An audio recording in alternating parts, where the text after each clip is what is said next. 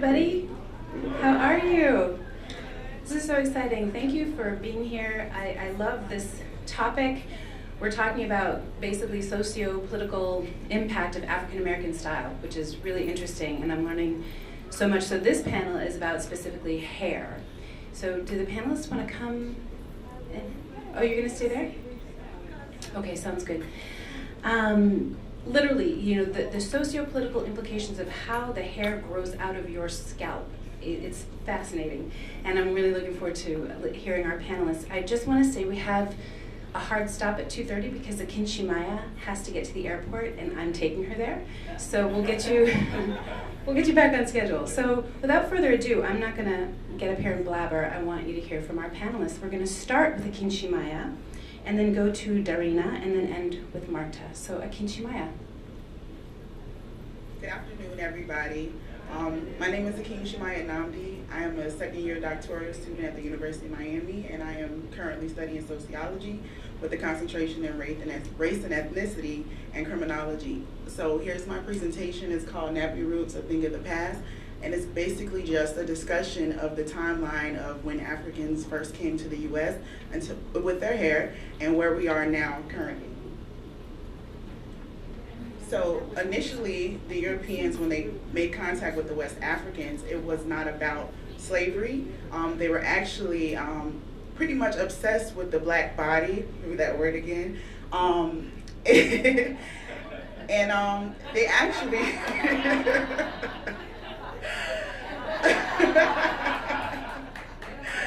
it was actually a thing of beauty. There was a lot of scholars. We have Gobineau, we have Genovese, who are all talking about the beauty of the black body.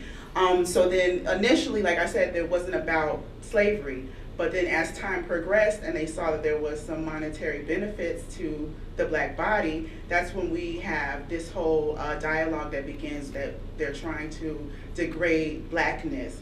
So it was always in contrast with the European whiteness, which was seen as purity, and then we have blackness, which is seen as ugly, degraded, dark, and whatnot. So one of the first scholars that we have is Winthrop, who wrote The White Man's Burden, and it was in his book that he gave a description of black hair, and we see it as that last point there. The Negro was ugly, and by reason of his color and also his horrid curls. So when the Europeans initially got to West Africa, one of the first things they did was cut the hair of the Africans. So that tied, all legacy to Africa, took it away. So once they got to America, there was really no one to do hair or to talk about hair or what to do with hair. So, nothing was really done. So then we move on to slavery. And we get, like I said initially, we have the West African picture of an African over there at the top. And hairstyles then took hours. Some of them took days.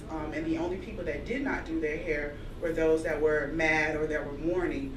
So now we have to the slave field, obviously. And so then we get this contrast of the outdoor slave and the indoor slave. So with there, like I said, being no time for beautification, most of the slaves, they just braided down their hair and they covered it. So then you get, we have the rapes and stuff that occurred with a lot of the slave women. And so then you get this different kind of hair texture that comes, that gets be a part of black culture. And then we have this differentiation between the indoor and the indoor and the outdoor. And the indoor slaves were mulatto, so they had a different hair texture. So they were considered to have the good hair, while the slaves that were on the outdoors were considered to have the bad hair. So then we have this, dichotomy between what's good and bad that comes between blacks and blacks, which we get the light skin versus the dark skin contention. Moving on. So then we progressed into the slavery was emancipated in 1863. So we're moving on to the early 1900s to the late 1920s, and this is when assimilation is going to play a big role into black hair. So Robert Parks is one of the sociologists who first started talking about that cycle of assimilation, and he worked heavily with Booker T. Washington. And if you all know, Booker T. Washington was critiqued a lot within the black community for his his ideology, he actually wanted blacks to conform more to white standards in order to be progressive. So in Park Cycle, he talks about Anglo-conformity, which is not only the norms and values, conforming to the norms and values of whites, but also the physical characteristics, and obviously that starts with the hair. So as I mentioned before, there was really no tie to Africa, so they didn't really know what to do with their hair. So Madam C.J. Walker would have been one of the very first blacks that went ahead and created products that blacks could use for their hair, also with the hot comb. So we have black men who start straightening their hair, and we get the conch, and then we have black women who are straightening their hair as well. But a problem with this is that they use lye, and lye is a very abrasive substance. It changes the texture of your hair. So those coils that blacks are known for, they disappear somewhat, and then you have these chemicals now that you're placing in your body, which wasn't there before. So then we move on to civil rights, which was in the next era, and that's when hair really took that social political aspect. One of the key, we're going to go with Malcolm X, because he actually wore a conch in his early career, so to speak. He wasn't a politician, he wasn't an activist then, but part of his ideology changed because he actually started, he stopped conching his hair because he felt like it took away the identity of blacks. So he started just wearing his natural hair, and so that became a part of his movement. And then after him, we have, well, at the same time, actually, we then have Martin Luther King, who, although while he didn't conch his hair, he wanted to have a safer look when it came down, because he wanted to appeal to the middle-class whites.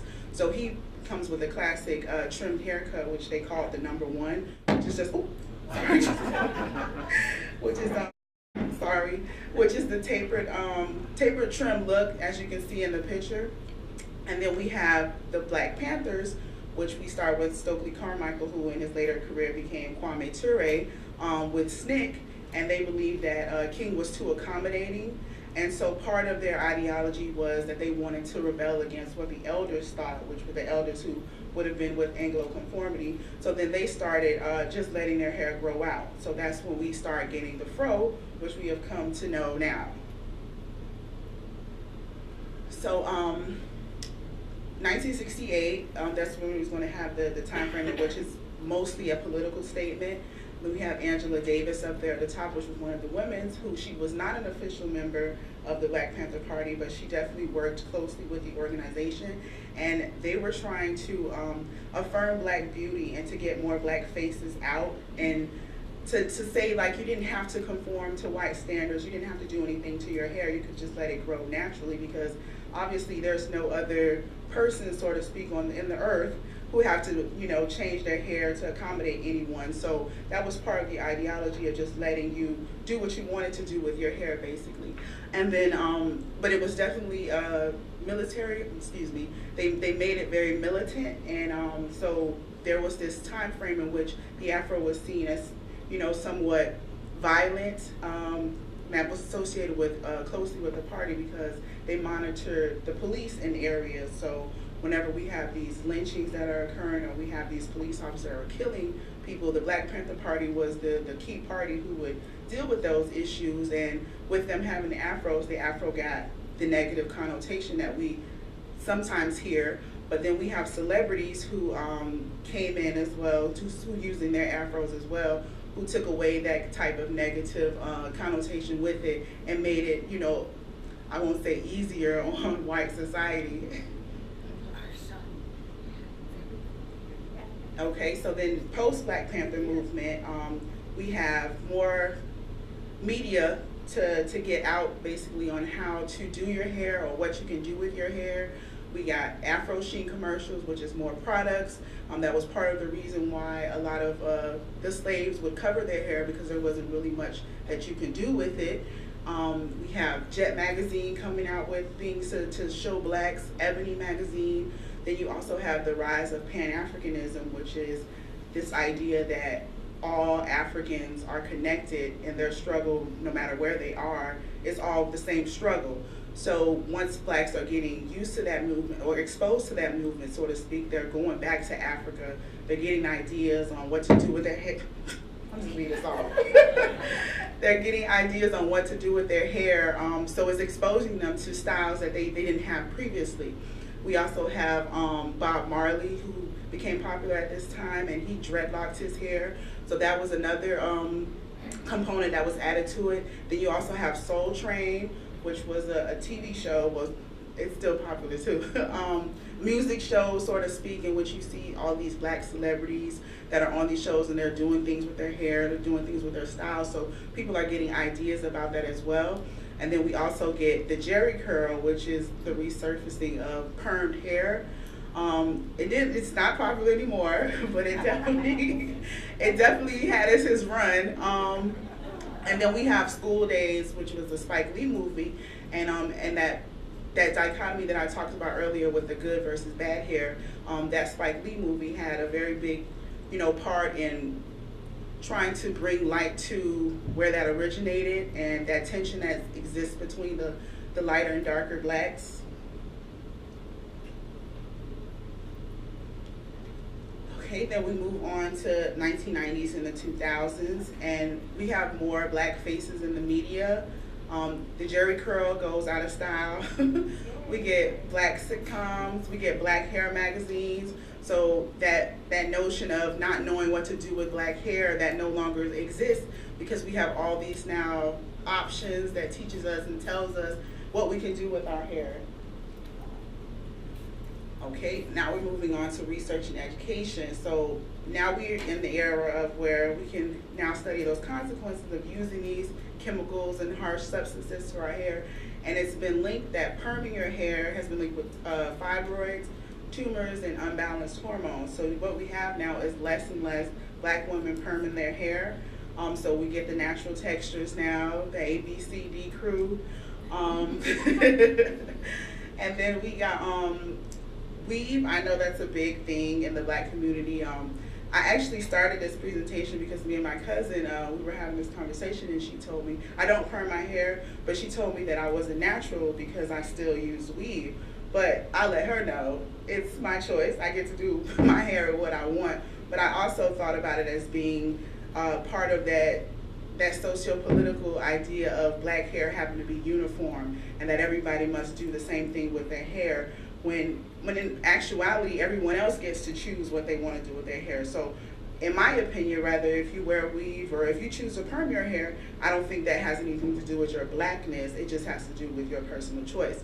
Then we have the resurgence, I won't say the resurgence, but you have more people going into hair schools, learning how to do braiding. You have YouTube tutorials now that shows you how to do your hair even more so than we had before. Technology has improved to wear wigs. They look more natural now. And this is actually an Egyptian wig, and it's been said that it's been they've been wearing wigs since 1550 BC. And now we're at hair. We have the internet, we have social media, we have blogs, we have people who do hair, and they're live, and you can actually see what they're doing now to create some of these styles at home. You have the Army lifting their ban on braiding. Women can now wear braids. Men still can't wear them, nor can they wear dreads, but at least it's a start. You have men now even being more expressive with their hair, even though you had that in the 80s and with the Gumby and the blonde dye, but now they're even experimenting with different colors, and we didn't have that before. You have weaves now that even look more closer to black hair texture than they did before. You have accessories, beadings and gold clips and whatnot. So all of that has, influenced black hair and letting them be more expressive than we were before. And that's my presentation.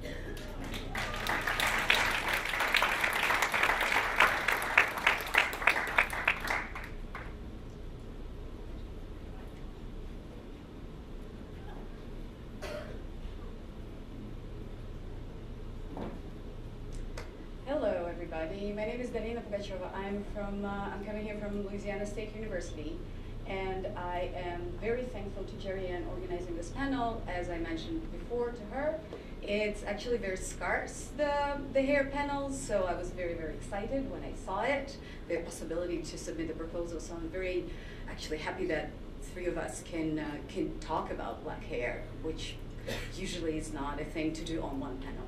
So I'm going to talk about Toni Morrison and something that I call hair narrative, which she uses in her novels. And I would like to start with this image that has been haunting me for a while. I first saw it in Houston Art Museum, and it's Lorna Simpson's counting that she put together in 1991, a multi-layered work that just juxtaposes text and image to address the caprices of memory, power, and other issues found in the intersection of race and gender.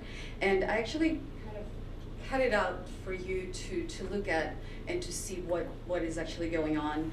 So they're in the vertical composition, kind of how they were doing the scientific inquiry during Enlightenment. So she tackles along the Enlightenment, who first juxtaposes racism in the 18th century France and England. But additionally, she juxtaposes this imagery that is also framed, which makes us think of marginalized at the same time, with numbers and text. So this first image is an image of a part of a woman body in her neckline with some time frame. The second image is an image of there are a lot of interpretations of the picture, and I'm actually really happy there are a lot of artists here. Maybe they can have some of the input in that. So there is something that is a South Carolina smokehouse, others think that it's not, and so the numbers that we see on there are 310 years ago, and then another number on the right is 100,575 bricks. And the last image is the image of a coil of braided hair, and the numbers there are 25 twists, 70 braids, and 50 locks. So just kind of show it to you again and to see how this is organized. It's a kind of, so the narrative here is about juxtaposition, right? So she's juxtaposing text versus image, written language versus visual language imagery, and then counting versus memory, and what I would say counting versus recounting as telling a story or as narrating. And hair, to me, stands out in this image because it symbolizes this intersection of the personal and the political, and which is so important for the African American female, wherein one's hairstyle is not merely a personal decision, but it locates one within a larger political scope. And this is something that hair narrative does in literature. As Maya told us, and I would like to bring this back, politicizing black hair did not just started right now. It has been going on the second black slaves stepped on the shores of the United States and the Caribbean, and they were branded physically with the tattoos, but also stigmatized, and this stigmatization has lasted. And in this sense, knowing colonial and racial oppression made the hair testimonials so precious and fundamental to understanding hair as a unifying element, very particular for black women, both during slavery and during post-slavery era. In this sense, hair narrations provide the first-person perspective of these personal experiences, at the same time inviting a critical investigation of colonial racial oppression. And I put together the slide. These are writers that I work on, who I believe use hair narrative.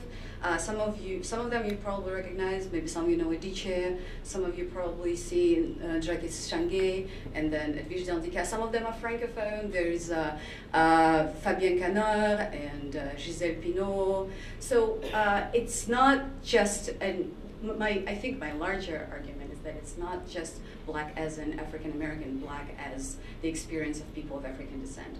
So to actually bring it to Toni Morrison, she uses this literary device to uncover deeper social and political issues bound up in identity politics.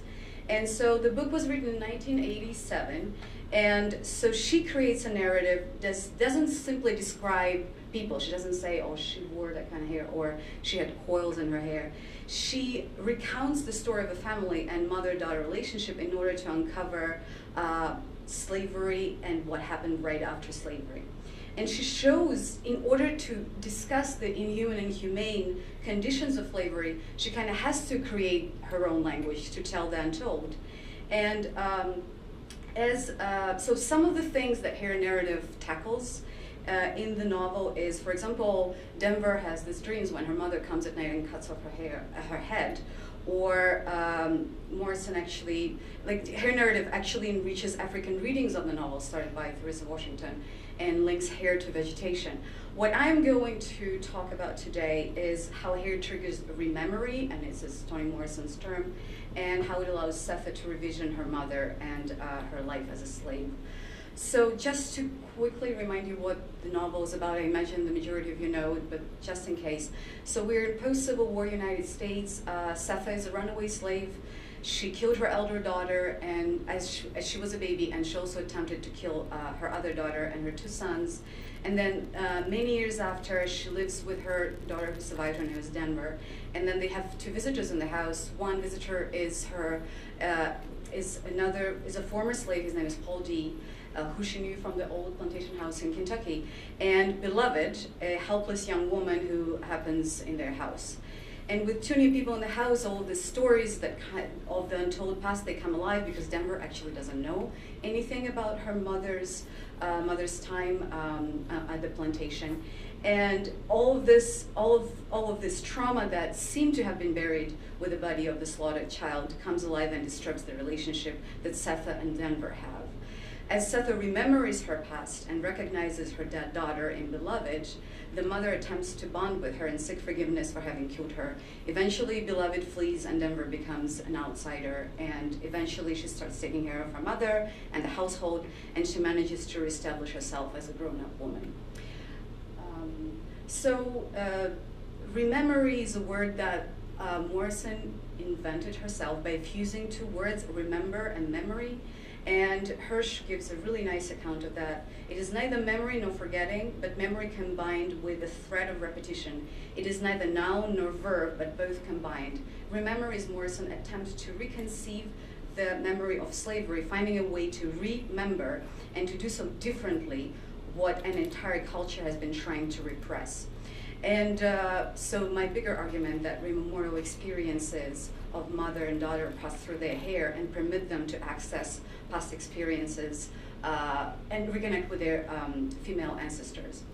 So motherhood, in a larger scope, any motherhood, Adrienne Rich, a very famous scholar who works on motherhood, says that motherhood is living in the bondage of patriarchal system. But Tricia Hill Collins in A Black Feminist Thought goes further, and she says that when raising the daughters within the context of white patriarchy, mothers face a troubling dilemma. To ensure their daughters' physical survival, they must teach their daughters to fit into the system of oppression. In order to get some agency, mothers try to prepare their daughters for the hardships and humiliation that they will no doubt face because of the color of their skin and texture of the hair.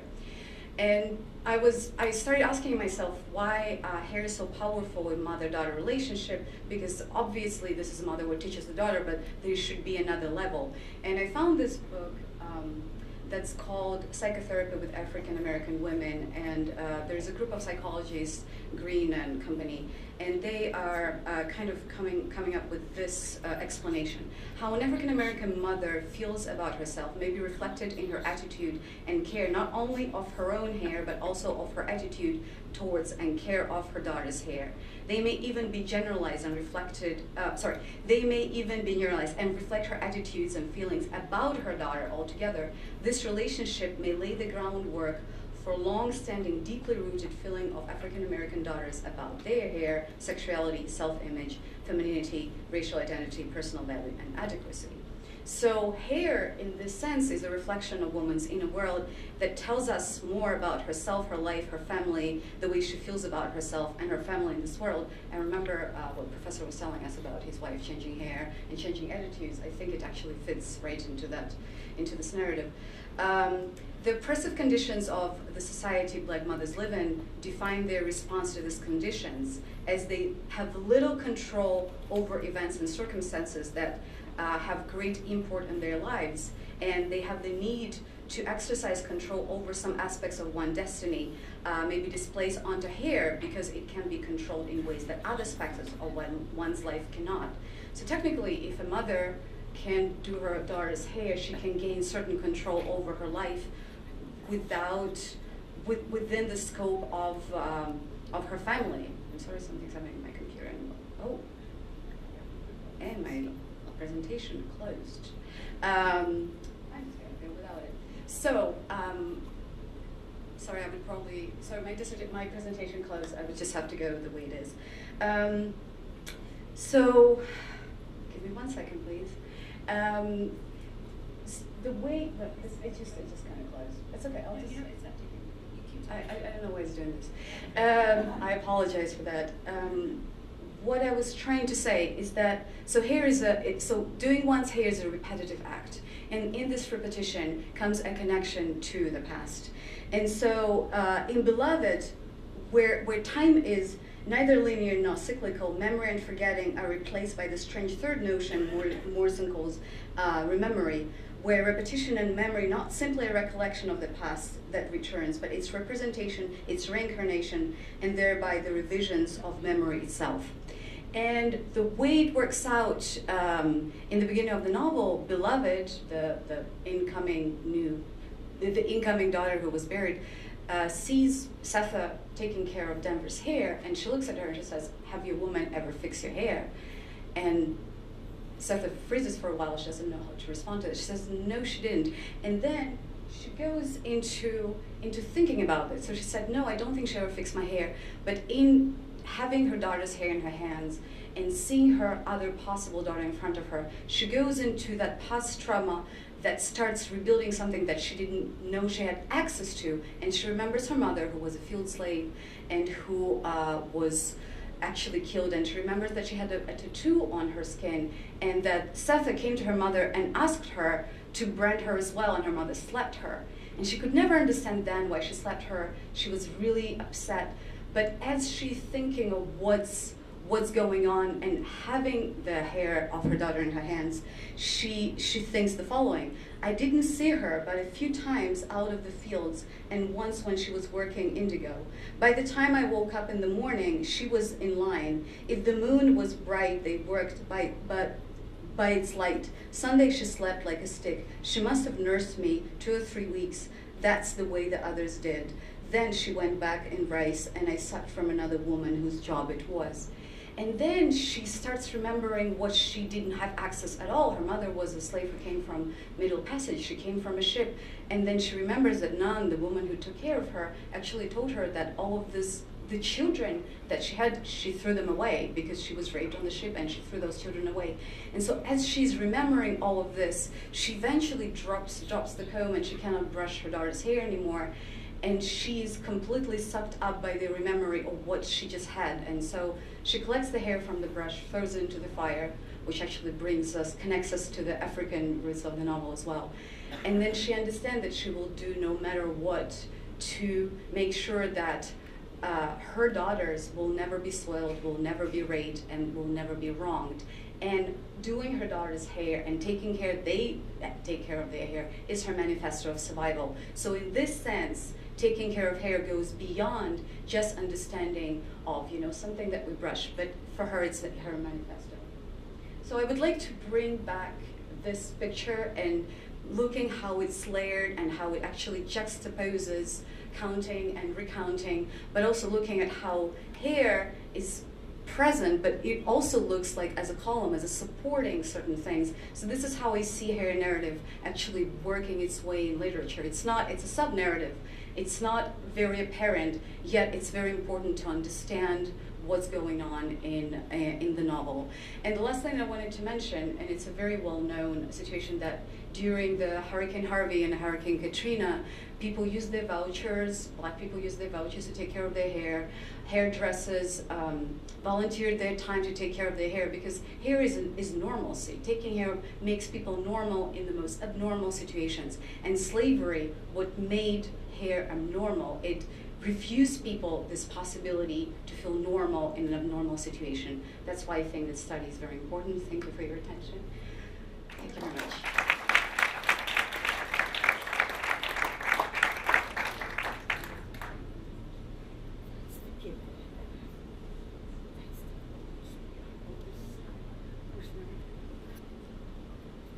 There's Good afternoon, everybody. I'm Marta Mendonzanica. I work at the National Center for Social Research in London.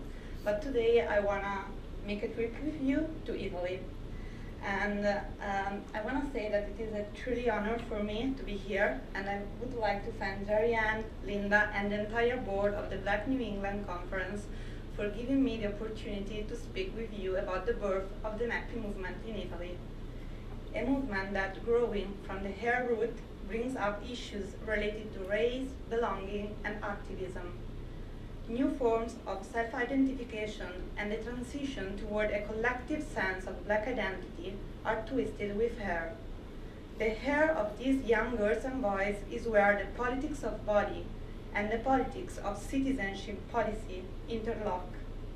The NAPPI identity is an identity challenge that clearly shows how the two dimensions of identity, individuation and identification, act together. Individuation and identification are similar but distinct processes of self-development. Both are crucial to a successful adaptation and adjustment, and they are crucial in particular for teenagers or adolescents. Individuation forms the personal identity, is the process of developing an autonomous self. It is the dimension that defines the sense of continuity with oneself. Identification, on the other side, forms the social identity. It is the sense of continuity with one's culture. It defines belonging.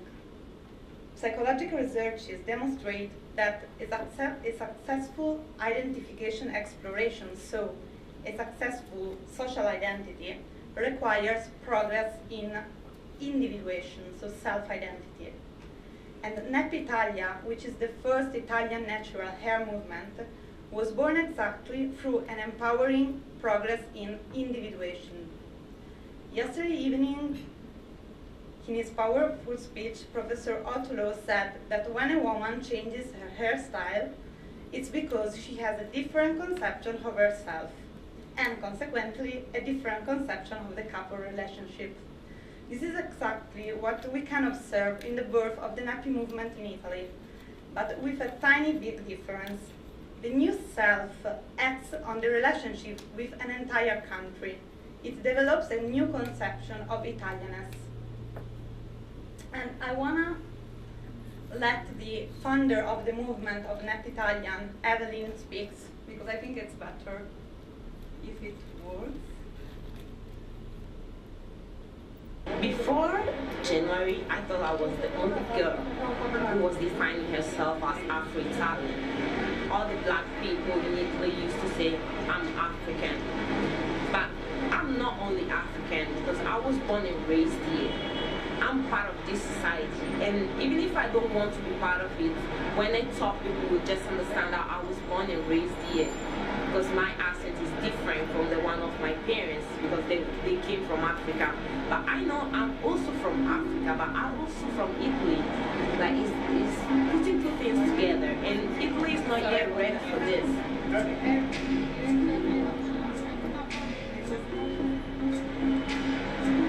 Ciao a tutti, sono Evelyn. Spiegare da dove vengo diciamo che è un po' complicato, nel senso che sono nata in Francia, sono arrivata in Italia ad un anno e sono cresciuta qui fino ad oggi. Essendo cresciuta principalmente in un piccolo paesino della Brianza, mi sono sempre reputata italiana al 100%, tralasciando diciamo la mia diversità, quindi la mia parte africana.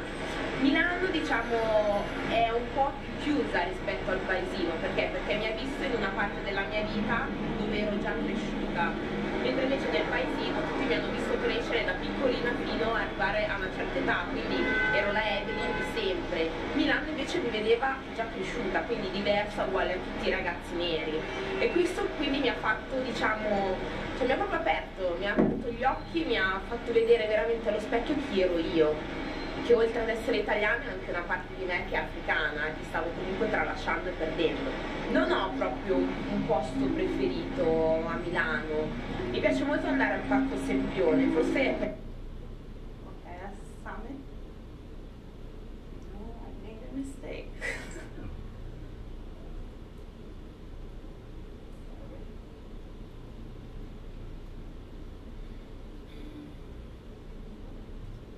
I sum it up a bit.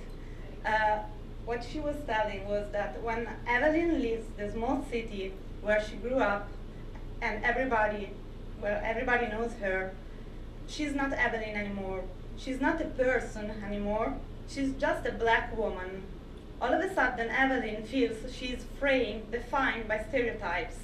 All of a sudden, individuation, what she thinks about herself, and identification, what the others tells her about herself, do not connect anymore.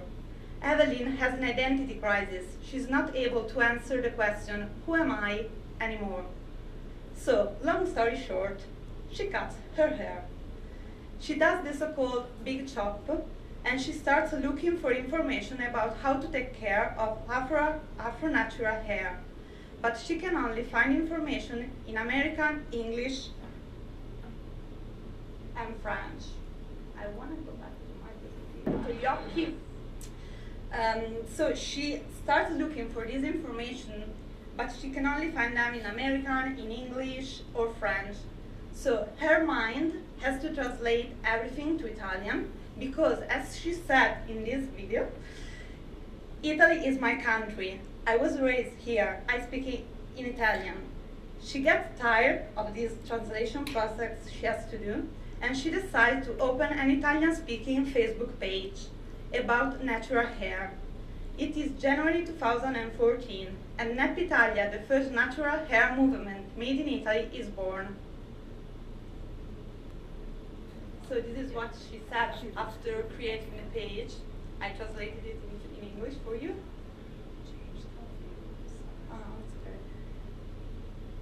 The page has immediately an enormous success, and Evelyn understands she's not alone. But she is still restless, troubled, because on the Facebook page there are discussions about shampoo, conditioners, grooming practices, hairstylists, and she thinks it is all really important, but she feels that something is missing. And that something is what brought her to the big chop.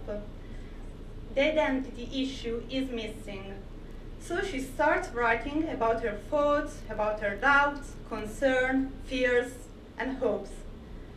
And that specific post where she tells about these hopes, these fears, when she posts this post on the Facebook page, this is the turning point for the Nappy Italian community, because a discussion about national identity begins, and that discussion gathered in the online community Black Italians who are not nappy and who do not care about hair so much, but they are really interested in the discussion about the relationship between African and Italian identity. It is in this moment that Nappy Italia starts living offline too, with nappy hours. I really like that one. So it is like happy hours where they talk about hair, but they discuss a lot about identity too.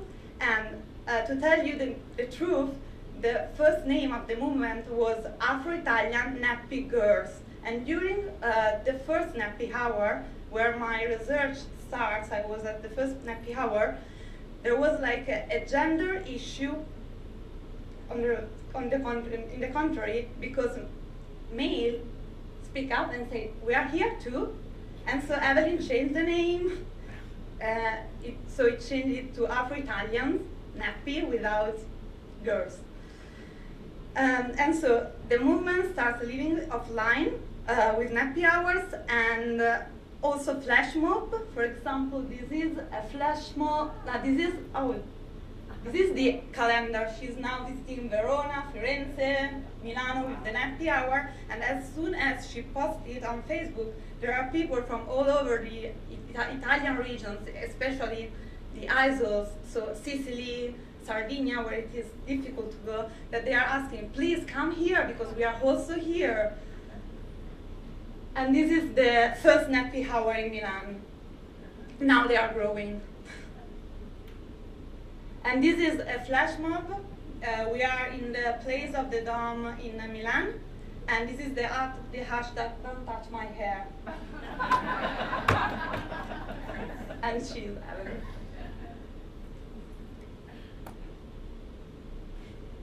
In these 4 years, the community grew a lot, and the movement has gone through lots of changes, and Evelyn rocketed to a mini stardom. They really stopped her in the streets and asked her lots of questions. And she appeared on lots of magazines. They did a documentary on her story. She's also now a businesswoman because Nappitalia has recently entered the market too with a proudly remarked Italian black-owned product line for natural hair, product from black to black, Italian black to Italian black. The genesis of the nappy identity clearly shows how hair can go from being a white mask, as Fanon would say, to a symbol of black pride. And here another quotation of a girl. I interviewed her through Skype because she was born in Italy, but when I did my master thesis, she was studying in England. And so this is not a translation because she was writing in English. And this was one of the most beautiful interviews I've done. Hair texture has been a site of political struggle and an issue in the cultural divide amongst African American women. Why Afro hairdos matter is evident to the public in this room today, but it is not obvious to the majority of the people, white people in particular. It was not obvious to me. And I would emphasize this point because it's crucial. It was not evident to the girls and the boys I interviewed. In fact, if for each of those guys a bleaching cream was something outrageous to firmly oppose, relaxer, extensions, flat iron, wigs were embedded in everyday life, something taken for granted in the routine. But this, I would say, it's not a surprise. This is how supremacism works.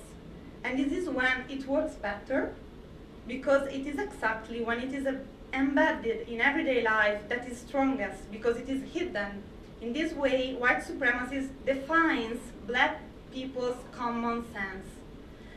Racism is internalized, and so are the definition of what is good hair and black hair. It is internalized. And this speaks with what Darina was saying. This is a picture of Ruth, another girl I interviewed, and this is her mother. So these young nappy girls and nappy boys in Italy, I think they are pioneers because they are universal citizens able to manage the typical ambivalence of the globalized world and of multicultural society, thus reinventing the meaning of black diasporas, because this movement is in your last slides. So we are in a globalized world where everything is interconnected. This is why I say that they are pioneers that are able to bring together the ambivalence of a globalized world. Moreover, they are an active minority, not restricting themselves to resistance, but offering a new symbolic identity model. They are creating a new frame, a new narrative. First of all, for their bodies, and then starting from their bodies for a new idea of national identity. Nappy identity emerges in Italy as a transnational identity. It points out the state of double consciousness. Afro hairdos of these young girls and boys are a diasporic signifier which avenges blackness. For these reasons, the identity looks back to the past, recovering the cultural and historical heritage of Afro hair, raising identity questions, moving from routine and inductive hairdos. The majority of the girls and boys I interviewed weren't aware of the African American history stories you explained us before. It is something they are discovering now, and in fact for Evelyn and for the nappy girls in Italy, nappy girls and boys, one of the most important section of the blog, because after the Facebook pages, she had to organize the content because it was so rich that, you know, on Facebook you lose everything. So she decided to open a blog, and one of the most important section of the blog is about the history of hair. They are collecting information and they are writing articles about that.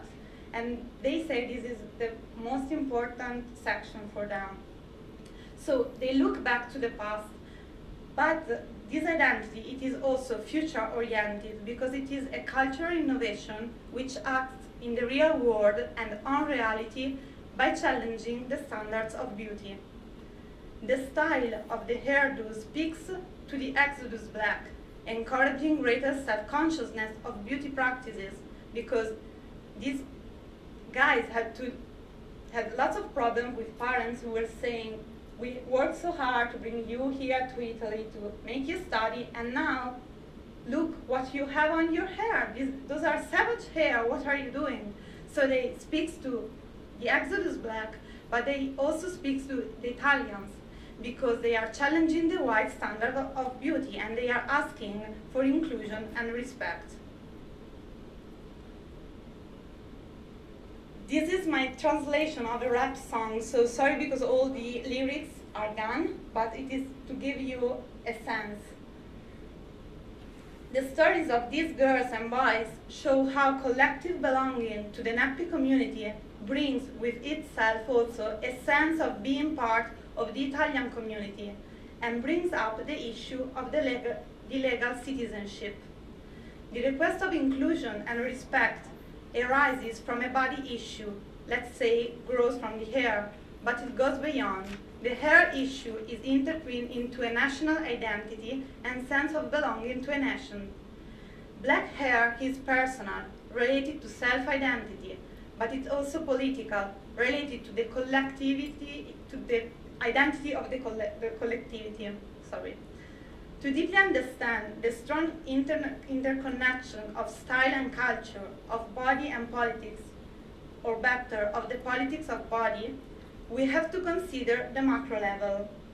We have to consider the Italian legislative system, which is unfriendly toward the so-called second generation. For those who don't know, in Italy, jus sanguinis is still in force. By this principle of nationality law, citizenship is not determined by place of birth, but by having at least one parent who is citizen of the state. And so this is what it happens. Let's say a boy of Nigerian descent, he was born in an hospital in Milan. In his wallet, this boy has an identity card that indicates born in Milan, citizenship Nigerian.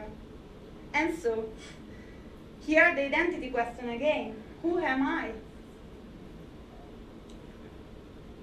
To give you some numbers, there are over 1 million Africans with non-Italian citizenship living in Italy. They are demonstrating, these nappy girls and boys are demonstrating against a shameful form of institutionalized racism. I'm really sorry about my accent.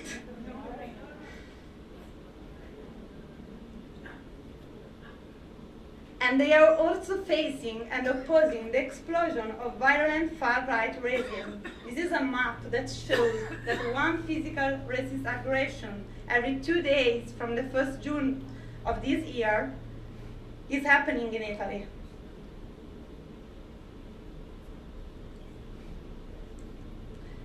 They are also challenging the shameful chants heard in the stadium, like, there are no black Italians, or better, the translation of that sign is, there are no Negro Italians.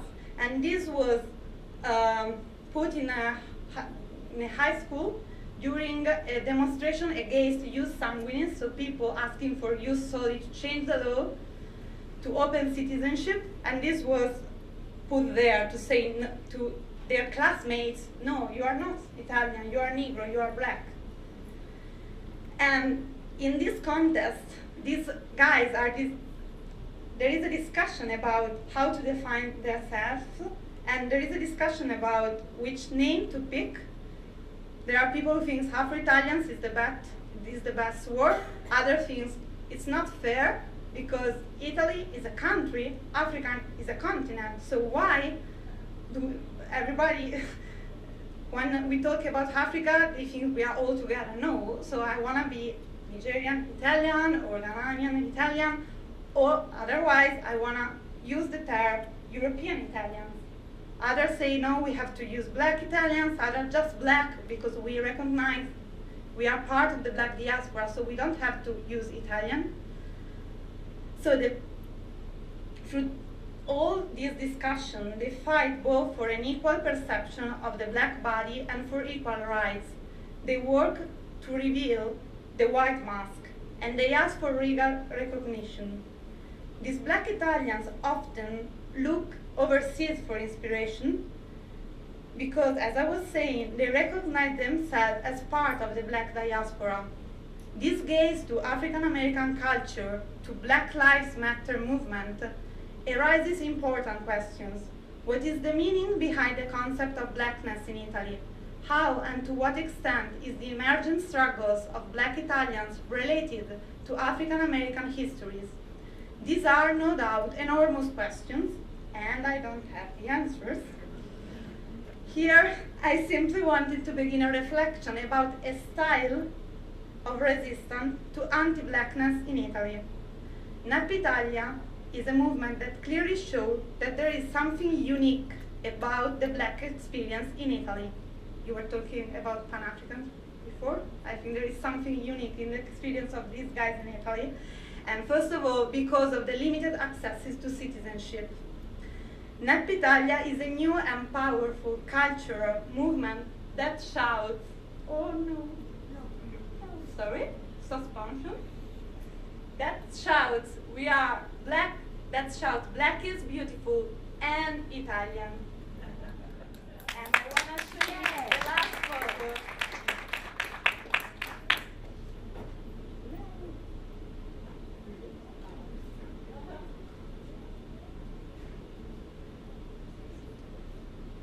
So let's go to the end. I want to show, oh again, I'm so bad. That. Okay, I go slow. And they are saying that with these second generation black Italians, Afro-Italians, with the E, with the, yeah, there is the form of Italian.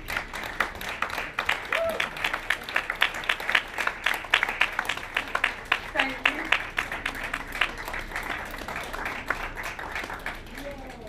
Thank you. That was so rich. I don't know. I was just taking notes, and Akin Shimaya and I have to go, but I think we have time for maybe one question, particularly if you have one for Akin Shimaya, before we head out.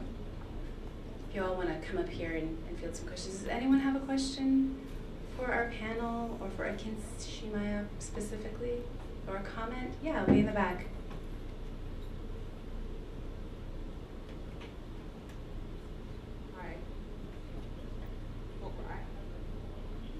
Okay, so my question is for Marta. My question is about language, specifically concerning what you had to say about young Italians not knowing that much about American culture and history.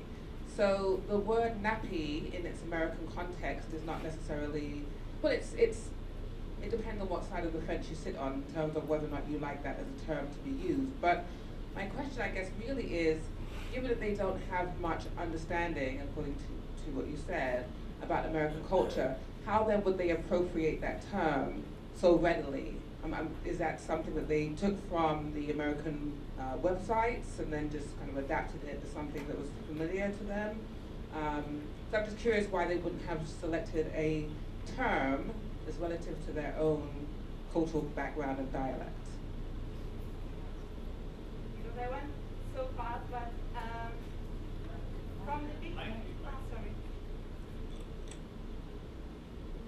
from the big chop to the birth of the Nappy Italy, there is 1 year.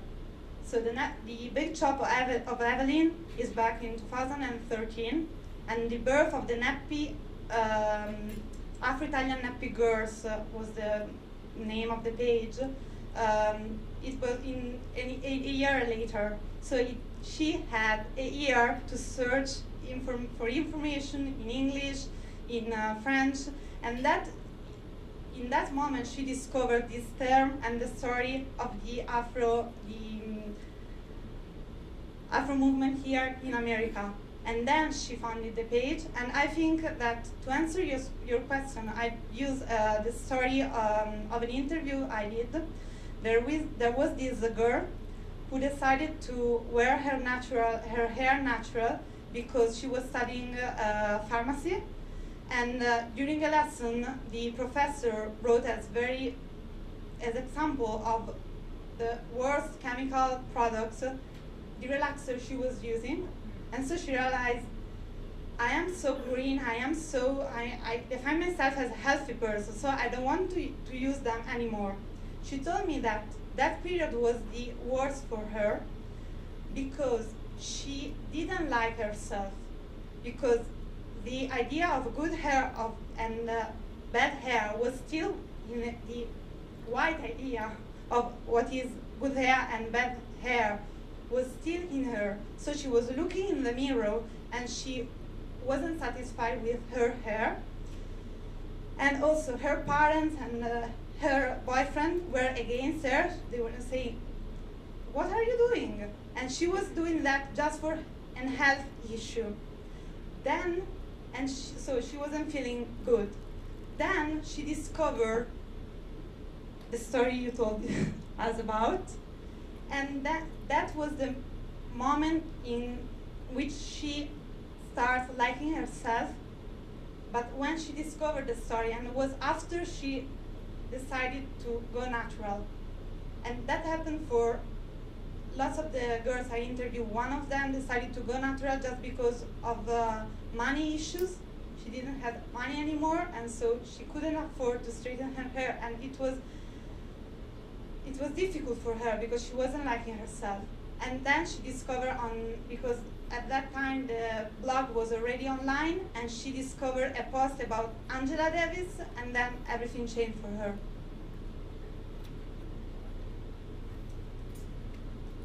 I'm gonna grab it, Kingsley Maya. But before we go, I just want to say I think my big takeaway from this is that there is such power in social media and bringing folks together globally around the power of pure hair or all natural hair, and how are we going to harness this power and really use it to our own advantage rather than having other people co-opt that power and profit from it. So I'll leave you with that.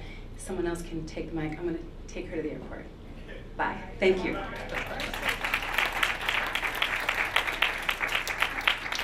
just want to throw this out. My question was for the sister that is leaving.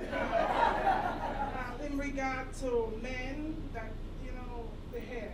I have walked the place that I have opportunity to encourage our young men to serve on boards of organizations. And this gentleman came back and he wasn't well received because he didn't cut his hair, didn't conform to the social accepted hairstyle.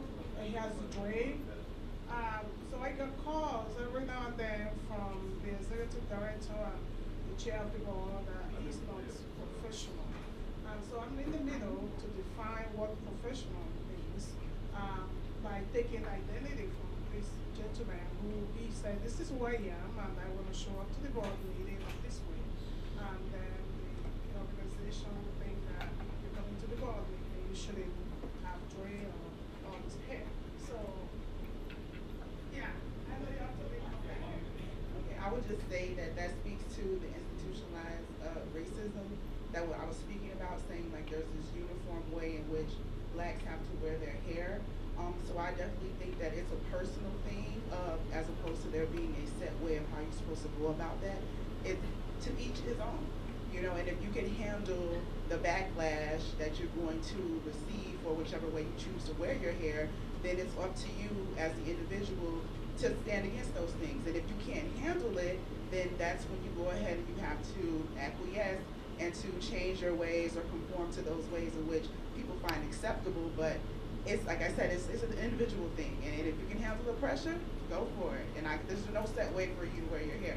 However you would want to wear it, blue, purple, green. I work in a department, and there's a professor, and she has purple hair, and sometimes she has blue hair. and nobody says a word, but I know that if I came in there with a different color hair or something might be said, but it's up to me if I'm going to be willing to deal with what they would have to say if I came in there with that colored hair. No one's going to stop me if I choose to say that I'm going to wear that colored hair, but like I said, if you can handle the pressure, go for it.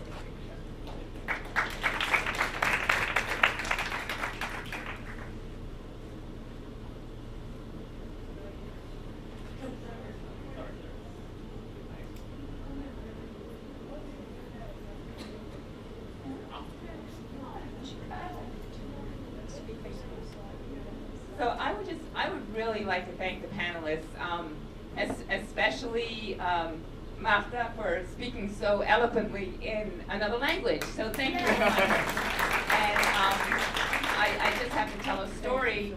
My daughter lives in Shenzhen, China, and I went to visit her in May with my braids, and everywhere we went, people wanted to take our pictures. I think that happened to Casey's daughter, my partner, whose daughter is blonde with blue eyes, when she was in China as well. But what did happen one day when we were in a park was that a woman came up and touched my hair. I wasn't aware of it until I saw my daughter turning around and saying, "Don't touch her hair!" So I just have to tell you that it happens all over the world, but I look at it in many ways as, for certain communities, a question of curiosity and a desire to learn and to understand. And so I think it's not always the case, but I think in many times that is the case, and it really depends on how we as the object of curiosity deal with it as much as the object or victim of a threat.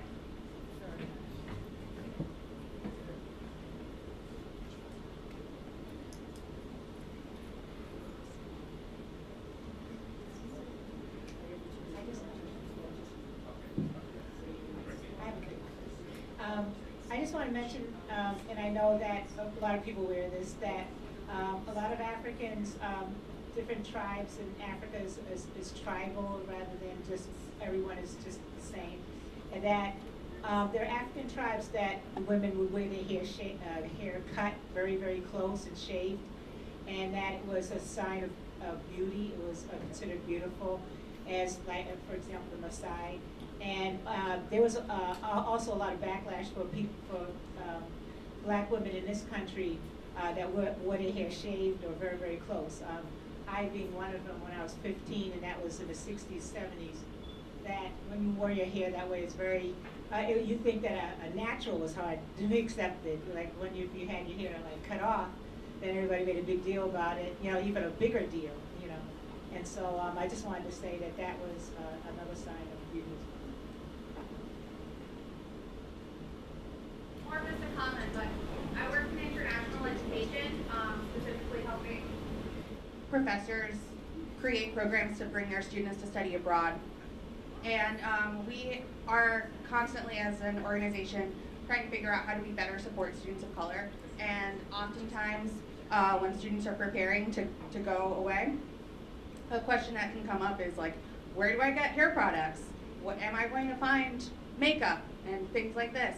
Or when I'm in this other place that some perceive as homogeneous. And so thinking about the Napitalia group in Italy just makes me think of the work that Evelyn's doing. And in the Dominican Republic, there's a woman, Carolina Contreras, who has a blog and a salon that she started in Santo Domingo. Her name on the internet is called Miss Rizos, which is curls in Spanish, so R-I-Z-O-S. And I don't know, it would be so cool one day to see like Evelyn and Miss Rizos in a room together and bloggers from the US. I really think you could create a hair day or conference. But I'm gonna use that resource and share it with my colleagues and help support our students. So thanks for your presentation.